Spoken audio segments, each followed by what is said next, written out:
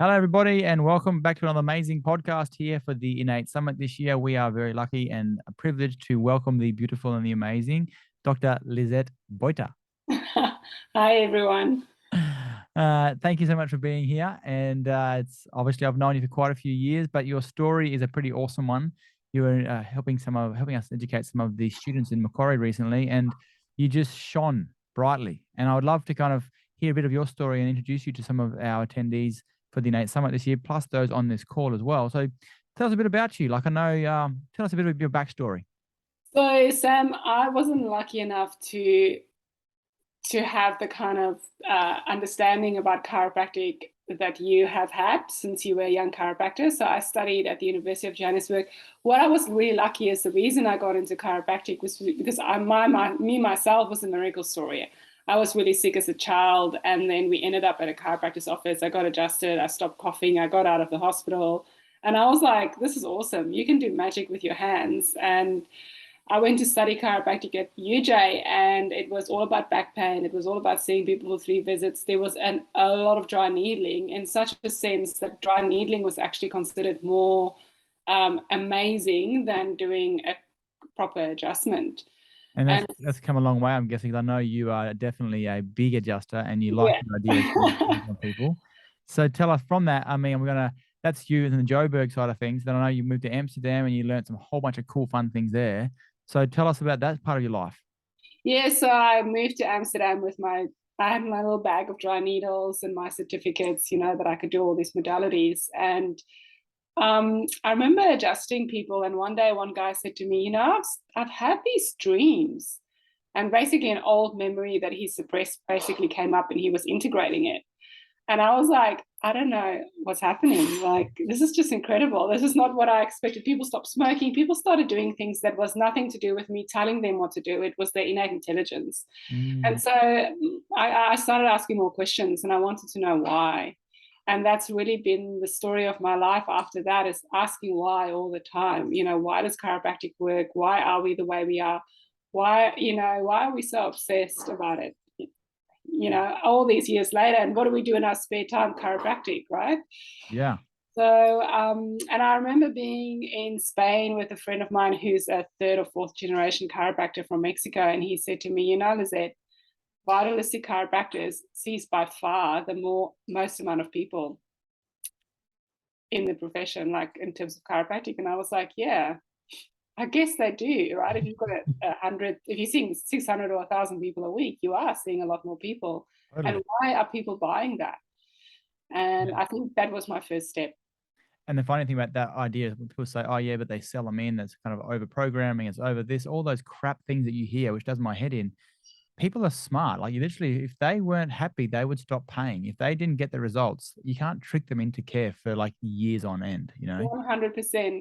And it's no coincidence that the research and the surveys that's done with people who has had chiropractic care show that people are overwhelmingly satisfied with the kind of care that we give. I know. And the fact is, and this was always a big thing, when I started my own practice in Amsterdam, I would go to places and be like, hey, I'm Lizette, I'm the new chiropractor. They're like, oh man, it's going to be so tough for you. Like, the insurance doesn't pay for chiropractic. And I was like, oh. But strangely enough, I've up until then never thought about it, that would be a hurdle. And then sure enough, after a few months of very hard work, my practice was busy, and people are paying out of their pockets to see chiropractors. Yep. And the funny thing is, even in Australia, we have pretty much free healthcare with the Medicare system, and yet people are paying out of their own pocket, and the government is going, well, shit, people have started seeing us for free. They stopped using their Medicare card, started seeing a chiropractor, and then all of a sudden they're not using the free system, but they're paying out of their pocket. So it's obvious, like, the value of chiropractic is so high. So tell us about that in your end. Like, I know you're being very humble there. You've done some pretty amazing things. You started a business. You worked in Amsterdam, knew like a similar or new language, moved your whole life from Joburg into Amsterdam. From there, you met a very sexy and attractive, Greek. I almost said Italian. He would kill me for saying that. Many years later, he's now allowed you to move to Australia. You started another practice here, or you're starting your own practice now here in Australia under the same area as George. And like, you've done an amazing thing. Plus, you've done a whole bunch of study in philosophy of chiropractic. And tell us more about that side of your life. So what then happened is, after about a few years, I think 2 years of asking a lot of whys, I ended up moving in, sharing an apartment with a girl named Lauren Stanford, which a lot of you would know as Loz. And we would come home every single night and just talk and talk and talk and talk. We didn't have a TV. We did have one, but I didn't know how it worked, actually. And we would just talk about chiropractic and how we thought about it and try to figure it out. And then we would go, because we were both seminar junkies and there were so many amazing seminars to go to. So we'd go to all these seminars and speak to all these amazing, well-known international chiropractors. And I thought, wouldn't it be cool if we could record them and share that with the Australians and the South Africans out there who wants to know more and understand more just like we do? And so we were very technologically disabled, but we did start a podcast. It was called Just Tick. And our very first person that we interviewed was Joe Dispenza. And I didn't actually know who he was at that stage, much to my detriment, because he was just such an amazing, you know how where he is now in the world. But he spent 2 hours before his keynote speaking, sitting to us in a hotel room where we were just talking chiropractic, right? Joe Dispenza talking chiropractic is pretty awesome. And then we stopped recording at some stage, and then we actually put the recorder back on because he was just telling us so many cool things. Didn't you also break? Didn't the recorder? I think Loz told me the recorder stopped recording or something too. One of them, was that someone else? What happened was we got stuck and we didn't know we actually used Jaime's hotel room because our room wasn't ready yet, and so we ended up getting lost in the lift, up and down with Joe Dispenza. And we're so nervous. It's our first thing. Is everything going to work? And it was just, it was just incredible. And then, then I started going to seminars and I was like, oh my gosh, life-changing. So, and that podcast, the fact that we got to speak to so many incredibly successful chiropractors one-on-one, because what people don't know is you speak to them, you ask all these questions. I mean, questions that a lot of people wouldn't dare to ask. And then afterwards, you usually have a chat. And then they tell you like the real stuff. And you're like, whoa, I can't believe I was just, to Guy recommend in the middle of the night about like some crazy adjusting skills and stuff like that. So can you drop some names? Who are some of the big names that you Oh, well, I can tell you some of our most popular ones was definitely Guy Rickerman. And Guy Rickerman, because he's so eloquent in the way he speaks, lots of our practice members ended up listening to him. Edwina Waddell, which is part of, loves coming to the IN8 Summit as well. She isn't necessarily like well known as a chiropractor, but her tips and her things about being a female chiropractor just was a really popular podcast. We had Peter Amlinger, Visma, who's also speaking at the IN8 Summit. We had Visma on twice. Visma is a really close friend of ours at the IN8 Summit. Yeah. Oh gosh, there's so many. Shakespeare, a lot of the Aussies, but a lot of the Americans as well. So usually they were quite involved with Chiro Europe because that was the time when that was where all the chiropractors came together and all the great ones. So we'd always get a chance to speak to them. That's awesome, and that's what I love that about you. So some of you, obviously, I've known Lizette now for quite a few years. We've done quite a few winners programs and sweat lodges and a whole bunch of things together. That kind of first kind of meeting, I suppose. But we've had some pretty fun times over the last, we'll say, 10 years. And your knowledge is awesome, and your belief and your certainty in chiropractic. I think there wouldn't be many people, maybe besides Chuck Ribley, that have got the same amount of like literally like just fuck you, like just get adjusted kind of like, why the hell aren't you doing that kind of personality than you. And that's what I really honestly mean that. And so for some of the chiros out there, unfortunately this year, you are not going to be, unless you sneak away from the chiro program, Lizette is going to be just involved with the CAs. And the reason why, actually, why don't you kind of share that? I'll kind of roughly explain to you where we would love you to be on our platform, our program.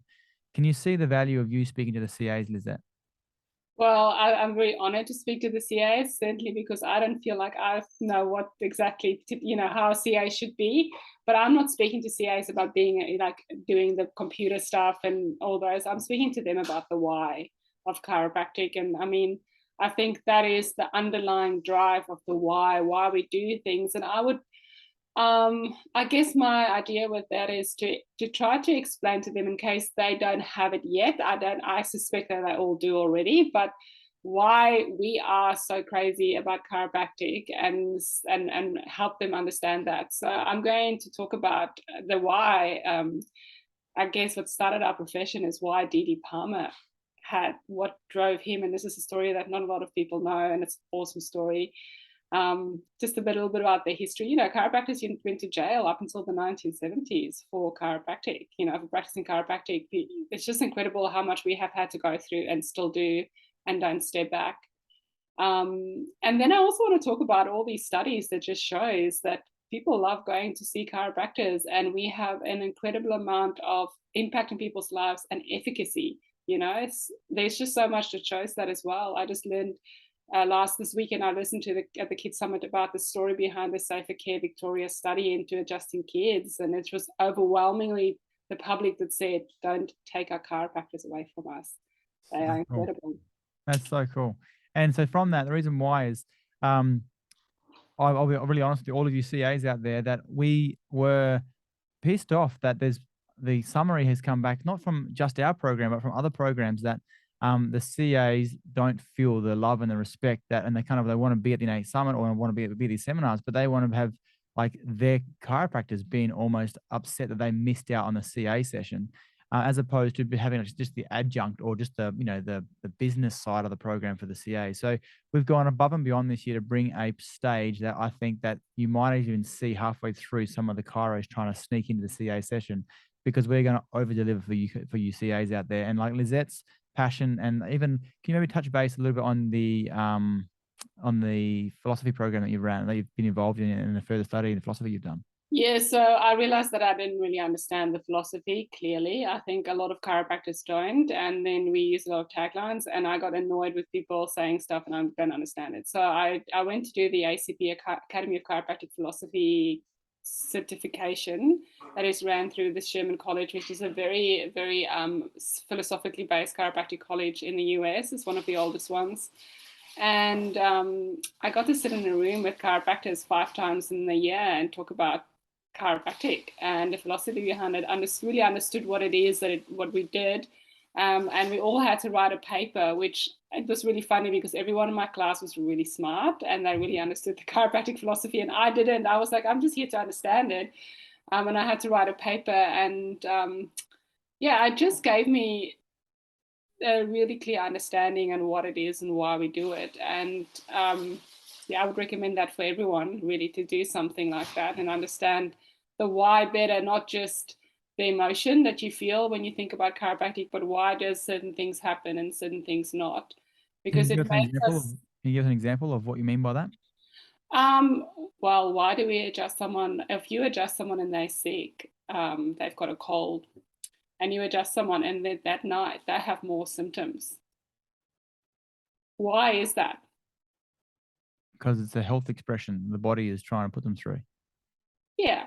And if you understand the concept of innate intelligence and how that works, that is what their body needed to do. Their body needed more of a fever to get them through and to help that immune response. But I think that one of the things that really got me, and we'll never forget that, someone said, and this may be a bit deep, but it said, is chiropractic healthcare? And if you look at the 33 principles, it's not until the very end that chiropractic is even mentioned. The adjustment is even mentioned. And really, chiropractic is not so much about health as it is about reconnecting man the physical to man the spiritual, reconnecting us to universal intelligence, changing the consciousness. And I do believe that that's going to be the next step for chiropractic, or where the conversation will be going, is how our consciousness changes under care. Holy shit, man. That's so cool. Yeah. And that's kind of like when I've been around the bar a few times with you, and I've been on multiple seminars. I think we must have been to at least probably 25 seminars together, all over the world over the last 10 years. And like, just even be on the bus or the taxi to and from the hotels, but like, just sometimes these chats that we have, usually late at night, just like, wow, you just kind of go to that next level of conversation. And some of the questions that you ask, you know, you were saying that you're in that room with smart people. I was like, hey, I wasn't there. But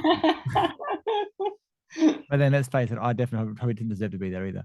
But yeah, no, I just feel like the CAs, often when we hear that they are the face of our business, and we might be adjusting the person to allow them to be connected to the source during that adjustment. But let's face it, most of the interaction in our practice is going to be with the CAs, and the CAs have such a powerful bond with our clients. And so I feel like the philosophy that you can be sharing to the CAs and to our practice members through the CAs, I think is going to be so far reaching. And it's kind of why I'm so pumped for you to be involved this year for the IN8 Summit. And like, thank you for saying yes. Yeah, that's awesome. Yeah, I really think of the CAs, maybe that's not the right way to say it, but they're like my little army. We kind of, we're in this together, and they do a lot of that heavy, like, when someone's about to cancel their appointments, or they just need that little bit of extra, they give it. They give the extra that helps you get that. We could do this together. There's the adjustment that is so important, but it's not, we can't do it without them. And I say that was a complete humility, because I've been my own CA for many times when I started practices. It was Lizette was the CA and the cleaner and the business, the chiropractor all in one. I'm sure you've done that as well, and it's hard work. And every time I had, ended up having a great CA come up, it was like, yes, thank goodness I've got someone on my team, and we are there, opening the doors to this place where people can come hope and healing. Yeah, so they are so important. And the more CAs, I wish we could just have you can go and study to become a CA. We can just have people that says, I want to work in a chiropractor's office. I totally agree. Just like we often will talk to our team about this, and we have our evaluation forms on all of our re-exams every 12 visits. And one of the most important questions I've got in there is like, what is the most, what thing do you value most in here, or why would you refer your family and friends? And yes, sometimes, because the chiropractic works, but that's, we want to see those as chiropractors, we want to see those answers like, oh, because I am subluxation free, and the world needs to be subluxation free to allow you to express, your universal intelligence better. Let's face it, no one's ever wrote that on my form. It's, No. oh, the smiling faces, your team is so wonderful. It's like, oh, the energy in here is incredible. I love the fact that there's always a cup of tea there for me when I first walk in. Like, everyone talks about the team and the energy and the vibe and the music and all that kind of stuff more than the actual adjustment. So like, there's just such a huge need for, like, that bond and that little army slash that, that face to be absolutely kicking butt as people walking in and walking out of their practice. So. Yeah. Tell me, so this year, obviously you're speaking to the CAs and you're going to bring a whole bunch of love, connection, philosophy, and also, I suppose, your just true essence. Any little pearls you can pass on to the CAs, or that you're going to be maybe little, like, let the cat out of the bag about some things that you might be mentioning this year on stage? Well, I haven't actually written my talk, so I don't know. But I was thinking, and when I say a lot of these things, I was like, I'm just stealing it from someone else, really. But one of the things that Stu Bittman taught me is that whenever you have someone, I imagine them walking into the practice and walking out filled with light. I mean, imagine them whole and healing. And it's that connection. It's like when they come in, making eye contact, saying their name. Like, your name is the first love song. It's the biggest love song you ever heard, is hearing your own name, and just imagining that outcome for every single person. I think if you can go and do that, you pass up not just part of the healing, but part of the change, and people will know that. Wow. So without saying a word, really, it's just about who you are and what you imagine them for them. Amazing. And that's kind of why, like, this is I was literally asking the source, if you like, for direction to go. And when I heard you speak recently and just the way you held yourself, I was just like, this is going to be such a huge plus and advantage for the program of the IN8 Summit this year. And we want to try and always over deliver. That's our promise to ourselves and to our attendees. And I really am so excited. I feel like as if the seminar is now complete. And I feel like as if we are going to literally blow it out of the water, and you are a huge part of that. So, Lizette, I want to thank you so much for, I know that I've been a bit late to this call, but I want to thank you so much for saying yes, and for bringing your love and your energy and your intention to the stage, and also to the CAs out there. So, everybody stay tuned. Lizette, you're amazing. And I just want to have a huge, big thank you again. Any last words before we finish up?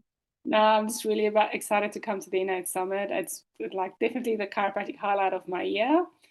And I'm looking forward to seeing everyone there and just having an amazing time and coming back all spizzed up. That's so cool.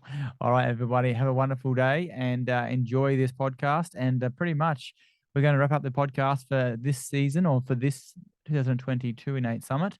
There'll be plenty more podcasts coming for next year, and stay tuned for a new lineup. But the IN8 Summit is coming real quick, 3 weeks away. And Lizette's going to be there. I'm going to be there, and life's going to be sweet. So see you guys on the flip side.